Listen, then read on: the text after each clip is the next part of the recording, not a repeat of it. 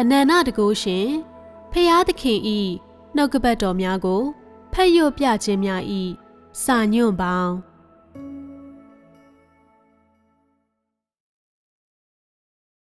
ဖယားသခင်ကိုတည်တော်သူများသာလျှင်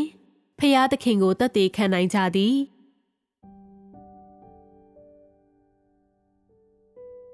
ဖယားသခင်ကိုယုံကြည်ရန်နှင့်တည်ကျွမ်းရန်မှာကောင်းကင်ဘုံဤဥပဒေနှင့်ကဘာမြေကြီးဤနေရာမှာဖြစ်ပြီးလူစားတိခံယူသောဖယားသခင်သည်သူ၏အမှုကိုကိုတော်တိုင်ဆောင်ရွက်နေသည့်ကာလအတွင်းဖြစ်သောယနေ့သည်ဖယားသခင်ကိုတည်ကျွမ်းရန်အထူးသဖြင့်ကောင်းမွန်သောအချိန်ကာလဖြစ်သည်ဖယားသခင်ကိုစိတ်ကြည်နက်စေခြင်းသည်ဖယားသခင်၏အလိုကိုသိနာလေခြင်းအခြေခံအုတ်မြစ်ပေါ်တွင်တိဆောက်ခြင်းဖြင့်ရရှိသည့်အရာတစ်ခုဖြစ်ပြီးဖယားသခင်၏အလိုကိုသိနာလေရန်အလို့ငါဖယားသခင်နှင့်သက်ဆိုင်သည့်အသိပညာအချို့ရှိရန်လိုအပ်သည်ဖယားသခင်နှင့်သက်ဆိုင်သောဤအသိပညာသည်ဖယားသခင်ကိုယုံကြည်သူတဦးအနေဖြင့်ရှိရမည်ယူပါယုံဖြစ်သည်ယင်းမှာလူသား၏ဖယားသခင်၌ယုံကြည်မှုအခြေခံအကြောင်းရင်းဖြစ်သည်ဤအသိပညာကင်းမဲ့ခြင်းဖြင့်လူသား၏ဖယားသခင်၌ယုံကြည်မှုသည်မရေရာသောအခြေအနေတစ်ခုတွင်အနှစ်သာရမဲ့သောသဘောတရားအလယ်တွင်တည်ရှိပေမည်ဖယားသခင်နောက်သို့လိုက်ရမှာဤသို့သောလူများ၏ဆုံးဖြတ်ချက်ဖြစ်လျင်ပင်မည်သည့်အရာကိုမျှ၎င်းတို့ရရှိကြလိမ့်မည်မဟုတ်ဤရည်စည်းကြောင်းတွင်မည်သည့်အရာမျှမရရှိသောသူအလုံးသည်ဖယ်ရှားခံရမည်သူများဖြစ်သည်၎င်းတို့အလုံးသည်ကပ်ပါးရက်ပါးများဖြစ်ကြ၏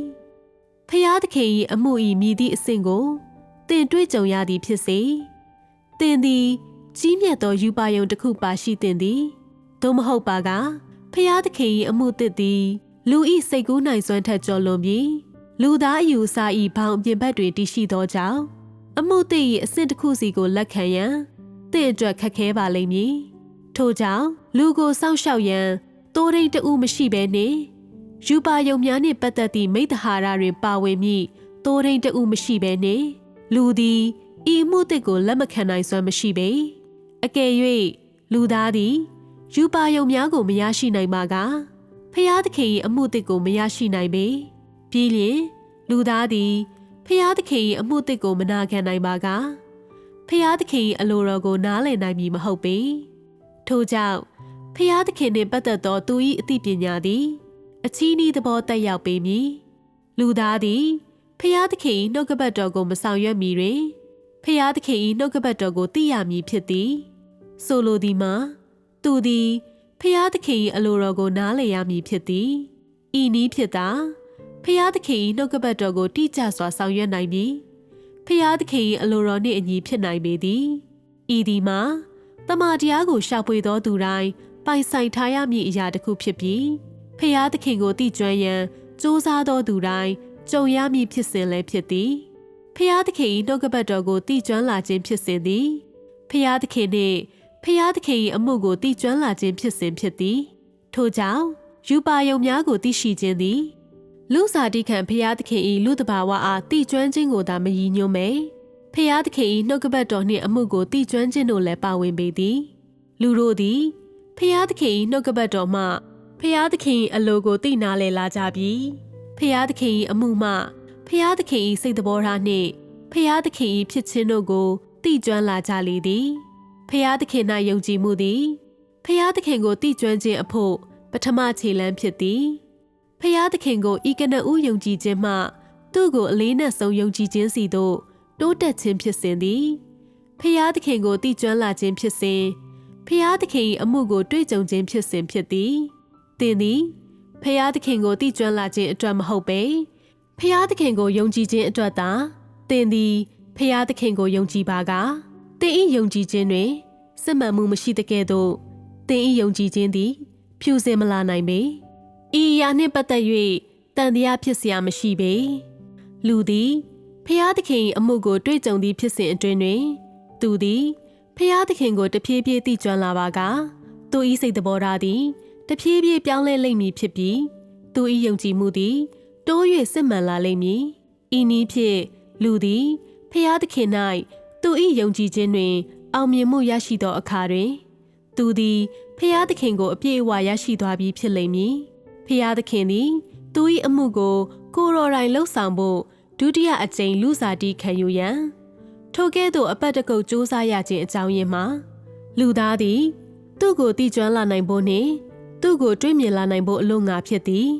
ဖျားသခင်ကိုတည်ကျွမ်းခြင်းသည်ဖျားသခင်အမှု၏နိဂုံးတွင်ရရှိရမည့်နောက်ဆုံးအကျိုးတရားဖြစ်သည်ယင်းသည်ဖျားသခင်အနေဖြင့်လူသားမျိုးနွယ်ကိုပြုလုပ်သည့်နောက်ဆုံးသတ်မှတ်ချက်ဖြစ်သည်ဤအရာကိုဖျားသခင်လှုပ်ဆောင်ရသည့်အကြောင်းရင်းမှာသူ၏နောက်ဆုံးသက်သေခံချက်အတွက်ဖြစ်သည်လူသားအနေဖြင့်နောက်ဆုံးတွင်သူ့ထံသို့လုံးဝပြန်လှည့်နိုင်စေဖို့အလို့ငါဤမှုကိုသူပြုခြင်းဖြစ်သည်လူသားသည်ဖျားသခင်ကိုတည်ကျွမ်းခြင်းအဖြစ်သာ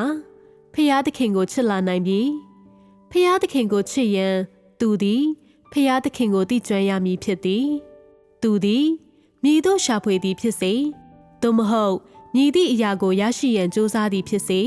သူသည်ဖျားသခင်နှင့်ပတ်သက်သောအသိပညာကိုရရှိနိုင်ရမည်ဖြစ်သည်ဤနည်းဖြစ်သာလူသည်ဖျားသခင်၏စိတ်နှလုံးကိုကျေနပ်စေနိုင်ပေသည်ဖျားသခင်ကိုတည်ကျွမ်းခြင်းအဖြစ်သာလူသားသည်ဖျားသခင်၌စစ်မှန်သည့်ယုံကြည်ခြင်းရှိနိုင်ပြီးဖျားသခင်ကိုတည်ကျွမ်းခြင်းအဖြစ်သာသူသည်ဖျားသခင်ကိုအမှန်တကယ်ကြည်ညိုကာနာခံနိုင်ပေသည်ဖျားသခင်ကိုမသိသောသူတို့သည်ဖျားသခင်ကိုစစ်မှန်စွာနာခံခြင်းနှင့်ကြည်ညိုခြင်းသို့မြည်သည့်အခါမျှရောက်ရှိမည်မဟုတ်ပေဖျားသခင်ကိုတည်ကျွမ်းခြင်းတွင်သူ၏စိတ်တော်ထားကိုသိခြင်းသူ၏အလိုကိုနားလည်ခြင်းနှင့်သူ၏ဖြစ်ခြင်းကိုသိခြင်းတို့ပါဝင်သည်သို့တော်လည်းတစုံတစ်ယောက်သည်မြည်သည့်ရှုထောင့်ကိုသိရှိလာသည်ဖြစ်စေရှုထောင့်အသီးသီးသည်လူတို့အနေဖြင့်အဖိုးအခပေးရန်လိုအပ်ပြီးနာခံရန်အလိုဆန္ဒလိုအပ်ပေသည်ထိုအရာမပါဘဲနှင့်မြည်သူမျှအဆုံးထိဆက်လက်လိုက်လျှောက်နိုင်မည်မဟုတ်ပေဖျားသခင်၏အမှုသည်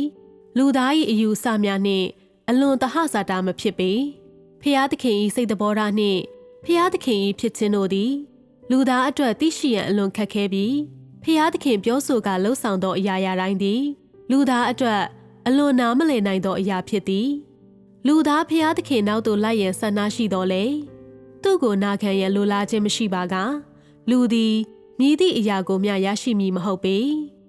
ကမ္ဘာလောကကိုဖန်ဆင်းခြင်းမှယနေ့အထိဖျားသခင်သည်လူသားအဖို့နားမလည်နိုင်တဲ့ကဲ့သို့လူသားကလက်ခံရန်ခက်ခဲသောအမှုများစွာကိုလှုံ့ဆော်ပြီးဖြစ်ခါလူသား၏အယူအဆများကိုနှီးကုန်းချုပ်ရန်ခက်ခဲစေသည့်အရာများစွာကိုဖျားသခင်ပြောဆိုပြီးဖြစ်သည်သို့သောလူတို့၏များလှစွာသောအခက်ခဲများရှိခြင်းကြောင့်ဖျားသခင်သည်သူ၏အမှုကိုမြည်သည့်အခါတွင်မျှရက်စဲခြင်းမရှိလေပြီယင်းထက်သူသည်အမှုပြုခြင်းနှင့်စကားပြောဆိုခြင်းတို့ကိုဆက်လက်ဆောင်ရွက်ပြီးဖြစ်ခါမြောင်များလှစွာသောစစ်တီတော်များသည်လမ်းဘေးတွင်လဲကျကြပြီးဖြစ်တော်လေသူသည်သူ၏အမှုကိုလှုံ့ဆော်လျက်ရှိနေစေဖြစ်ပြီးသူ၏အမှုတစ်ကိုကျိုးနွနာခံရန်ဆန္ဒရှိသည့်လူတစုပြီးတစုကိုနားချိန်မရှိဘဲဆက်လက်ရွေးချယ်နေစေဖြစ်သည်သူသည်ရှာရှုံးသွားသောသူရဲကောင်းများအတွက်သနာခြင်းမရှိပေယင်းအစားသူ၏အမှုတစ်နှင့်နှုတ်ကပတ်တော်များကိုလက်ခံသောသူများအားတန်ဖိုးထားလေသည်တို့ရာတွင်သူသည်မြည်သည့်ရည်ရွယ်ချက်အတွက်ဤနည်းဖြင့်အမှုကိုတစ်ဆင့်ပြီးတစ်ဆင့်လှုပ်ဆောင်သည်။အဘယ်ကြောင့်သူသည်လူအချို့ကိုအမြဲဖယ်ရှားပြီးအခြားသူတို့ကိုရွေးချယ်နေပါသည်။အဘယ်ကြောင့်သူသည်ထိုသို့သောနည်းလမ်းတစ်ခုကိုအမြဲတမ်းအသုံးပြုသည်။သူ့မှုရည်ရွယ်ချက်မှာလူသားကသူ့ကိုတည်ကျွမ်းစေရန်နှင့်ထို့သောဖြင့်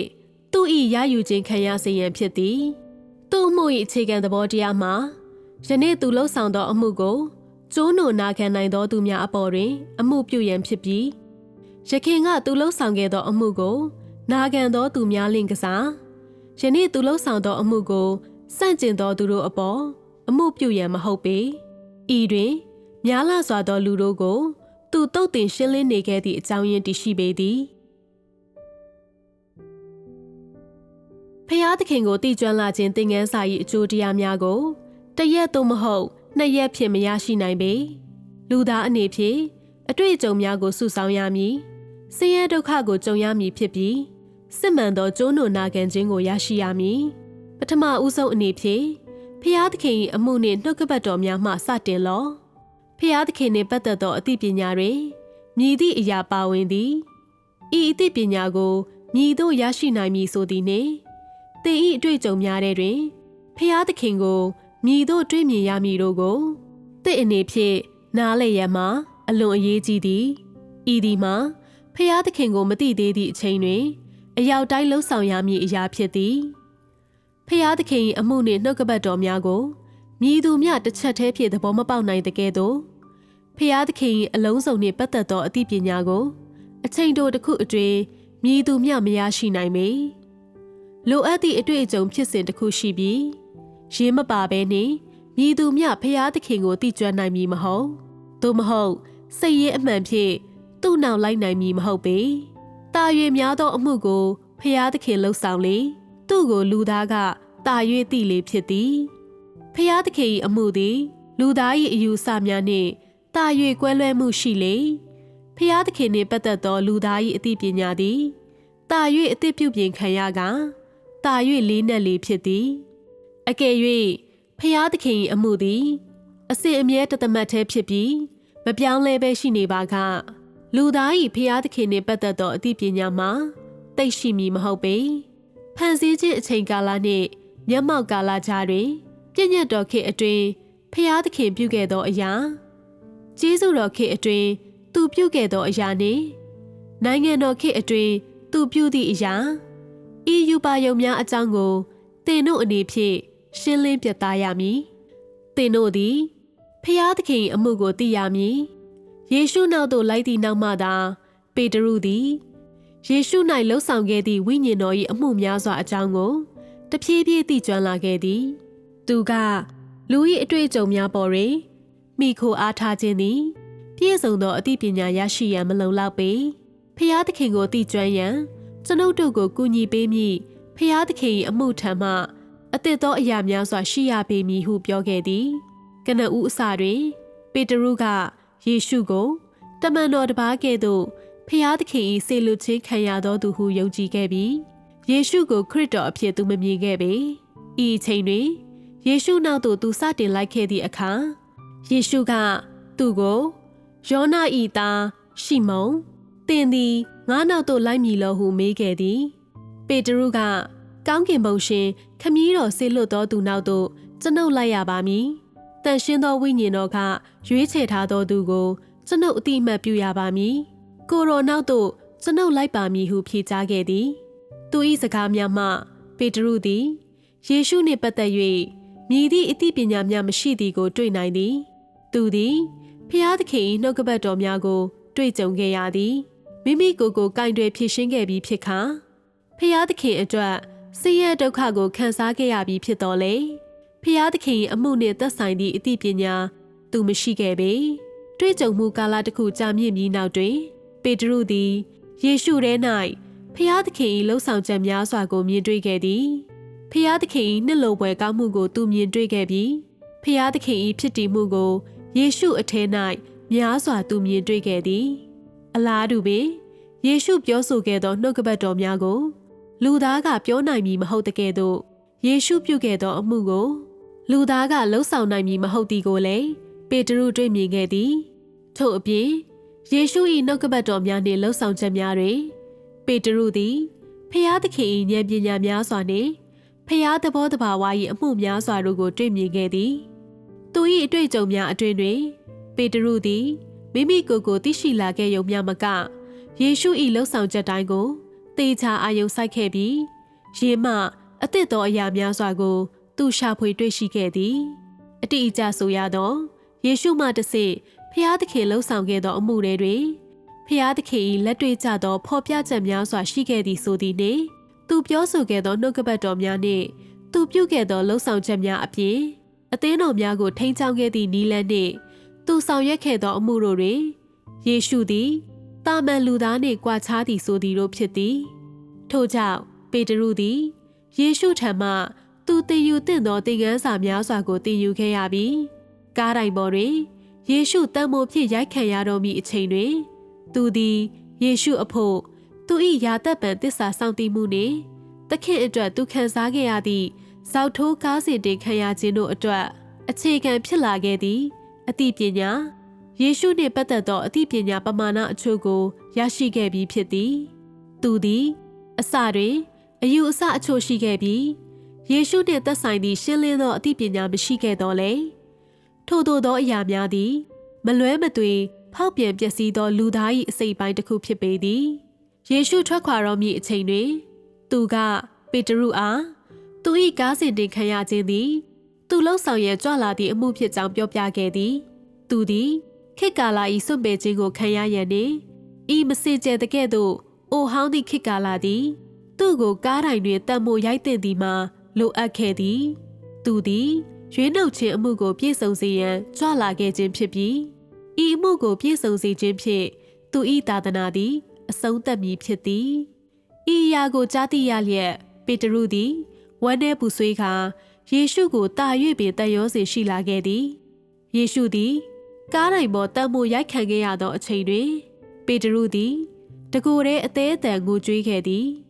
ဤမတိုင်မီကပေတရုသည်ယေရှုကို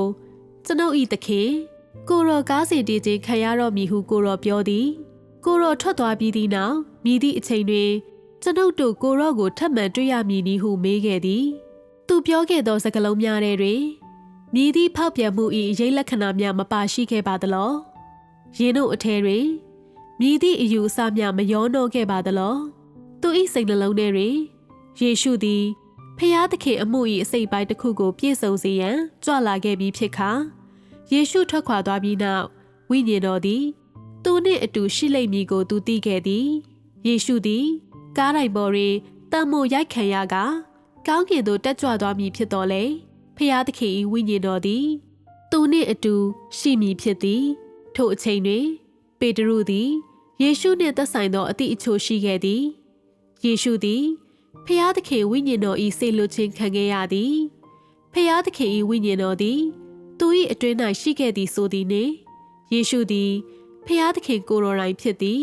သူသည်ခရစ်တော်ဖြစ်သည်ဆိုသည်တို့ကိုသူသိရှိခဲ့သည်တို့ရာတွင်ပေတရုသည်ထိုသို့သောစကားများကိုပြောဆိုခဲ့သည်မှာယေရှုအတွက်သူထားရှိသောသူ၏ချစ်ခြင်းမေတ္တာကြောင့်ပြီးလျှင်သူ၏လူသားအားနည်းချက်တို့ကြောင့်ဖြစ်သည်အကယ်၍ဖျားသခင်၏အမှုအစဉ်တိုင်းတွင်တစုံတဦးသည်စောင့်ကြည့်ပြီးဒုက္ခဒုက္ခခံ၍တွေ့ကြုံနိုင်ပါကဖျားသခင်၏ချစ်ခင်နှင့်လိုပွဲကောင်းမှုကိုတဖြည်းဖြည်းရှာဖွေတွေ့ရှိလာနိုင်မည်ဖြစ်သည်ပေါလုသည်သူ၏ယူပါယုံကိုမြည်သည့်အရာဟုမှတ်ယူခဲ့သည်ယေရှုသည်သူ့ထံသို့ပေါ်လာချိန်တွင်ပေါလုကသခင်ကိုရောသည်အဘယ်သူနည်းဟုဆိုခဲ့သည်ယေရှုကငါကတင်ညင်းဆဲသောယေရှုဖြစ်သည်ဟုပြောဆိုခဲ့သည်ဤသည်မှာပေါလု၏ယူပါယုံဖြစ်ခဲ့သည်ပေတရုသည်သူ့ဘဝခရီးအဆုံးအထိယေရှု၏ရှင်ပြန်ထမြောက်ခြင်းရပ်ပေါင်း40ကိုထင်ပြခြင်းနှင့်ယေရှု၏တသက်တာသွန်သင်ချက်များကိုသူ၏ယူပါယုံအဖြစ်သဘောထားခဲ့သည်လူသားသည်ဖျားသခင်၏အမှုကိုတွေ့ကြုံသည်မိမိကိုယ်ကိုသိရှိလာသည်သူ၏ဖောက်ပြန်ပျက်စီးနေသောစိတ်သဘောထားကိုတန့်စင်စေပြီးအသက်တာ၌ကြီးထွားခြင်းကိုရှာဖွေလေသည်အားလုံးမှာဖျားသခင်ကိုသိကျွမ်းခြင်းအတွက်ဖြစ်သည်သင်သည်တင့်ကိုယ်တင်သိရှိရန်နှင့်သင်၏ကိုယ်ပိုင်ဖောက်ပြန်ပျက်စီးသောစိတ်သဘောထားကိုကင်တွယ်ဖြည့်ရှင်းရန်သာကြိုးစားတော်လေလူသားအပေါ်မြည်သည့်အမှုဖျားသခင်လှုပ်ဆောင်သည်သူ၏ကယ်တင်ခြင်းမြည်မြကြီးမြတ်သည်သို့မဟုတ်ဖျားသခင်၏အမှုကိုတင်မြည်ကဲ့သို့တွေ့ကြုံပြီးသူ၏လှုပ်ဆောင်ချက်များကိုတတ်သိခံခဲ့သည်ဆိုသည်တို့နှင့်သက်ဆိုင်သည့်အသိပညာမရှိပါကသင်၏ဤအတွေ့အကြုံသည်အကျိုးမရှိပေအကယ်၍တစုံတဦးသည်တမန်တရားကိုလက်တွေ့လှုပ်ဆောင်နိုင်ကကြက်ကြက်ခံနိုင်သောကြောင့်မျှသာသူ၏အသက်တာသည်ရင့်ကျက်မှုကိုရရှိပြီဟုသင်ထင်မြင်ပါကဤသည်မှာသင်အနေဖြင့်ဘဝ၏စစ်မှန်သောအတိတ်ပဲသို့မဟုတ်လူသားကိုစုံလင်စေခြင်းတွင်ဖျားသခင်ရည်ရွယ်ချက်ကိုသဘောမပေါက်သေးဟုဆိုလိုပေသည်တနေ့တွင်သင်သည်ဘာသာရေးအသင်းတော်များ၌ရှိသည့်အခါနောင်တအသင်းတော်သို့မဟုတ်အသက်အသင်းတော်မှအသင်းဝင်များအလည်ရှိနေချိန်တွင်မိမိတို့၏ဆုတောင်းချက်များ၌ယူပါယုံပါရှိသူနှင့်မိမိတို့အသက်တာလိုက်စားရှာဖွေမှုတွင်တိုးထီမှုခံစားရပြီးနှုတ်ကပတ်တော်များ၏လမ်းပြမှုခံရသည့်ဘာသာရေးအလွန်ကိုင်းဆိုင်သည့်လူများစွာကိုအမှတ်မထင်တွေ့ရလိမ့်မည်ဖြစ်သည်ထို့အပြင်ကိစ္စများစွာတွင်၎င်းတို့သည် တီးခံနိုင်ကြပြီးမိမိကိုယ်ကိုစွန့်လွတ်နိုင်က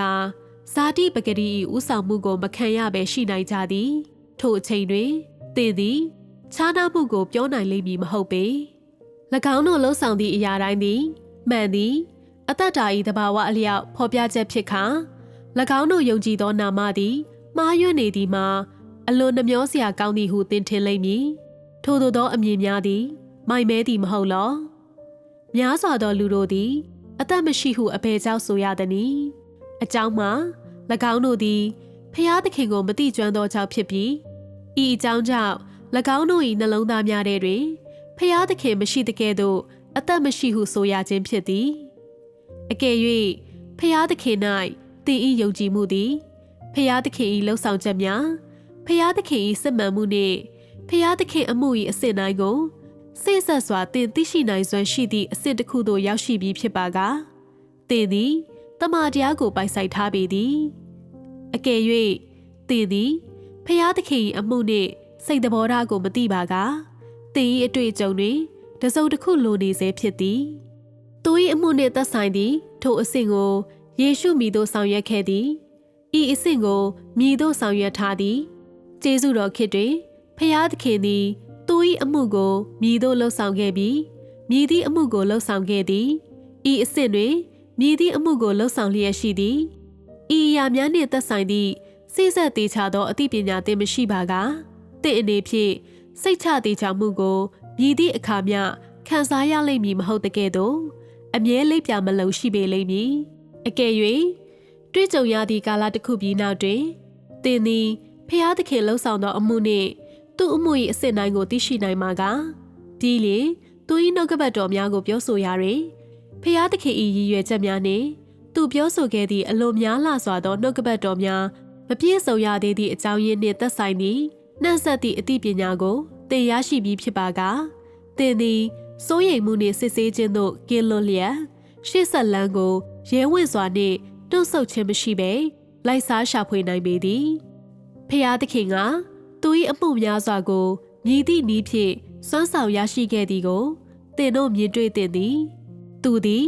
လူကိုစစ်ဆေးရင်းနှင့်လူ၏အယူဆများကိုမတူကွဲပြားသည့်အမျိုးမျိုးသောနှုတ်ကပတ်တော်များစွာဖြင့်အသွင်ပြောင်းလဲစေရန်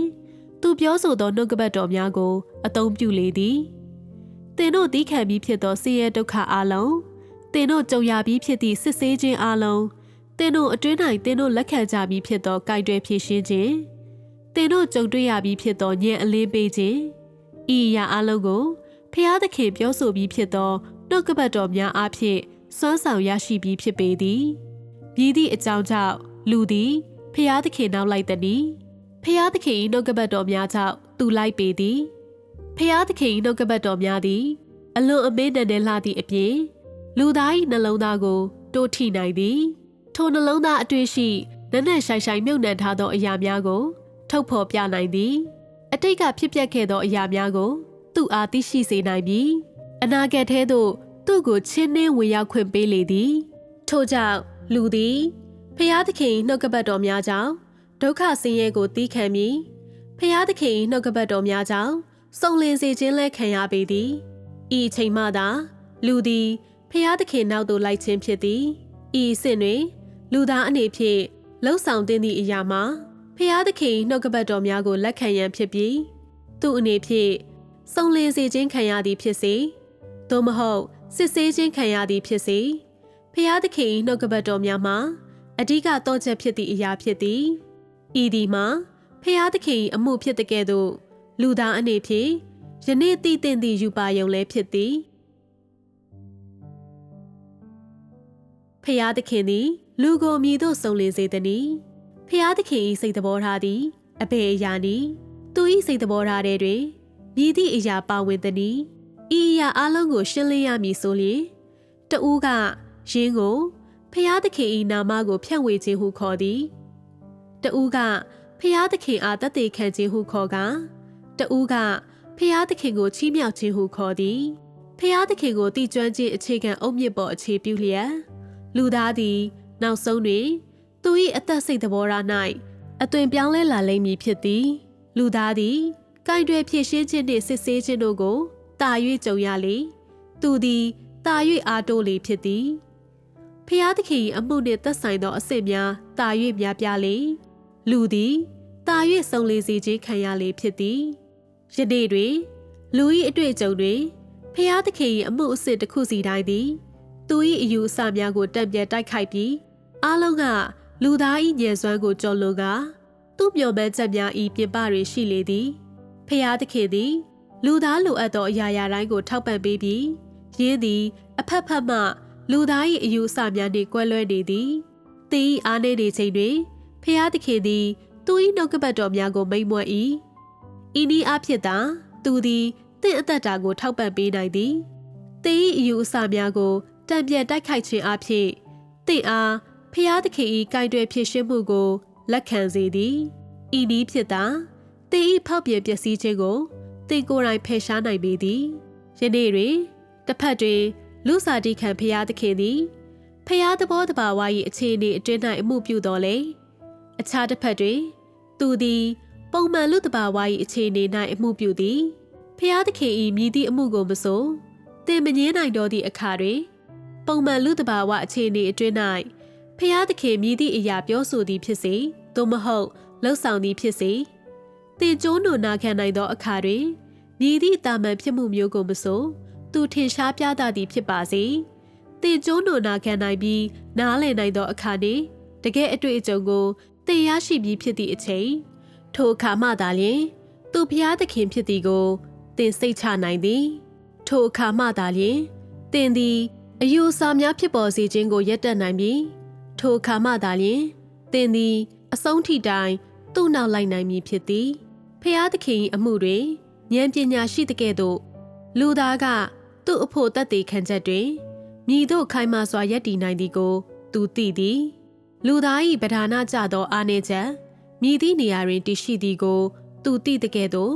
သူပြောဆိုသောနှုတ်ကပတ်တော်များသည်သင်၏ပဓာနကျသောအားနည်းချက်ကိုထိုးနှက်တိုက်ခိုက်နိုင်သည်သို့သောသူ့အဖို့တတ်သိခံချက်တွင်သင်ကိုခိုင်မာစွာရပ်တည်စေရန်ခံညားထေဝါပြီးဉာဏ်ပညာရှိသောနှုတ်ကပတ်တော်များကိုလည်းသူအသုံးပြုလေသည်ယင်းမှာဖျားသခင်အံ့ဩလောက်သောလှုပ်ဆောင်ချက်များဖြစ်သည်ဖျားသခင်ပြုသောအမှုသည်လူသား၏အသိဉာဏ်အဖို့မတွေးတအောင်ဖြစ်သည်ဇာတိပဂတိဖြစ်လျက်လူသားသည်မြည်သည့်ဖောက်ပြန်ပျက်စီးခြင်းမျိုးပိုင်ဆိုင်သည်ပြီးလျှင်လူသား၏အနှစ်သာရတွင်မြည်သည့်အရာဖွဲ့စည်းပါဝင်သည်ဤအားလုံးသည်ဖျားသခင်၏တရားစီရင်ခြင်းမှတဆင့်ထုတ်ဖော်ပြခံရသည်ယင်းကလူသားကိုသူ၏အရှက်တရားမှပုန်းကွယ်ရန်နေရာမရှိဖြစ်ကြံရစေလေသည်ဖျားသခင်သည်သူနှင့်သက်ဆိုင်သည့်အသိပညာကိုလူသားကရရှိကောင်းရရှိစေနိုင်ဖို့အလိုငါပြီးလျှင်သူ၏သက်သေခံချက်အတွက်တရားစီရင်ခြင်းနှင့်ပြစ်တင်ဆုံးမခြင်းအမှုကိုလှုပ်ဆောင်သည်လူသား၏ဖောက်ပြန်ပျက်စီးသောစိတ်သဘောထားနှင့်သက်ဆိုင်သည်ဖျားသခင်၏တရားစီရင်မှုမရှိပါကလူသားသည်မြည်သည့်ပုံကံပြစ်မှားမှုကိုမျှတီးမခံသည့်ဖျားသခင်၏ဖြောင့်မတ်သောစိတ်သဘောထားကိုသိကျွမ်းဖို့ဖြစ်နိုင်မည်မဟုတ်တကယ်တော့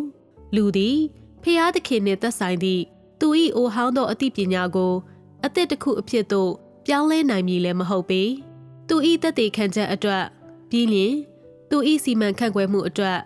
သူ၏အလုံးစုံကိုအများသိရှိအောင်သူပြုလုပ်သည်ထို့သောဖြင့်သူ၏လူသိရှင်ကြားပေါ်ထွန်းခြင်းမှတဆင့်လူသားကိုဖျားသခင်နှင့်သက်ဆိုင်သည့်အသိဉာဏ်အားရရှိနိုင်စေသည်သူ၏စိတ်သဘောထား၌ပြောင်းလဲနိုင်စေပြီးဖျားသခင်အဖို့ထူးကဲလာသောသက်သေခံချက်ကိုသက်သေခံနိုင်စေလေသည်လူသား၏စိတ်သဘောထားပြောင်းလဲမှုကိုများစွာသောဖျားသခင်၏အမှုအမျိုးမျိုးမှတဆင့်စွမ်းဆောင်ရရှိပေသည်သူ၏စိတ်သဘောထား၌ထိုသောပြောင်းလဲမှုများမရှိဘဲနှင့်လူသားသည်ဖျားသခင်ကိုသက်သေခံနိုင်မည်မဟုတ်တကဲ့သို့ဖျားသခင်၏စိတ်နှလုံးနှင့်ညီညွတ်နိုင်မည်မဟုတ်ပေလူသား၏စိတ်သဘောထားပြောင်းလဲမှုကလူသားသည်စာတန်၏ကြေးကျွန်ဘဝနှင့်အမောင်၏လွှမ်းမိုးမှုအောက်မှမိမိကိုယ်ကိုလွတ်မြောက်စေပြီးဖြစ်တဲ့ကဲ့သို့ဖျားသခင်၏အမှုနှင့်သက်ဆိုင်သည့်စံပုံစံနှင့်နမူနာတစ်ခုဖျားသခင်၏သက်သေနှင့်ဖျားသခင်၏စိတ်နှလုံးနှင့်ညီညွတ်သောသူတို့ဧကန်အမှန်ဖြစ်လာသည်ကိုညွှန်ပြပေသည်ယနေ့တွင်လူစားတိခံဖျားသခင်သည်ကဘာမြေပေါ်တွင်သူ၏အမှုကိုလှုပ်ဆောင်ရန်ကြွလာပြီးဖြစ်ခါလူသားအနေဖြင့်သူ သူနှင့်သက်ဆိုင်သည့်အသိပညာသူ့ကိုနာခံခြင်း